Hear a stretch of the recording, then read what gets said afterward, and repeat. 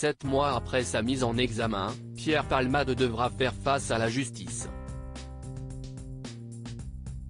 Le 10 février 2023, sous l'emprise de la cocaïne, Pierre Palmade a provoqué un grave accident de la route survenu en Seine-et-Marne.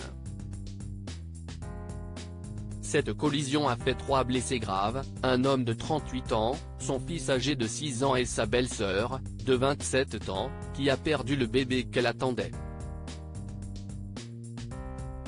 Si le parquet avait retenu la qualification d'homicide involontaire, la juge d'instruction chargée de l'enquête a décidé de renvoyer Pierre Palmade devant le tribunal pour blessure involontaire. Une décision qui a été annoncée par le procureur de Melun dans un communiqué dévoilé par nos confrères du Parisien, ce lundi 27 mai. Que risque-t-il ? En raison d'une première condamnation pour usage de stupéfiants en 2019, l'ex-mari de Véronique Sanson encourt à une peine de 14 ans d'emprisonnement et 200 000 € d'amende.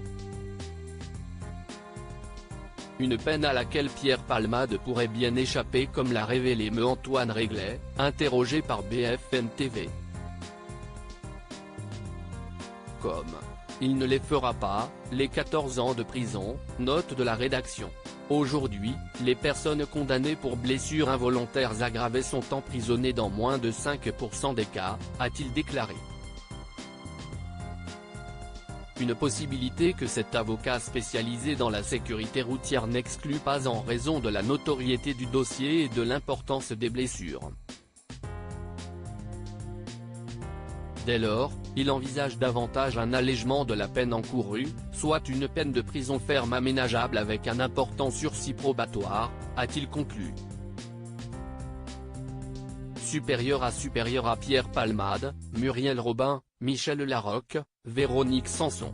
Les femmes de sa vie. Pierre Palmade renvoyé au tribunal, la victime de l'accident choquée et outrée quelques heures après l'annonce du juge d'instruction chargé de l'enquête, l'avocat des victimes a brisé le silence sur les ondes de RTL comme le rapportent nos confrères du Parisien, dans son édition du 28 mai.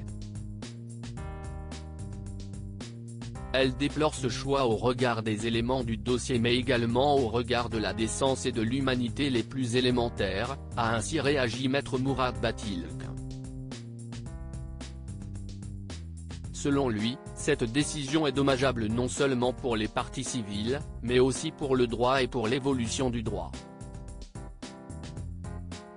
Au cours de cet échange, l'avocat pénaliste de 37 ans a révélé que lui et les victimes s'attendaient à ce que le juge d'instruction suive les réquisitions du parquet. Dès lors, il a révélé l'immense frustration de l'une des victimes. « Aujourd'hui, ma cliente reste déçue, elle reste choquée, elle reste outrée », a-t-il confié.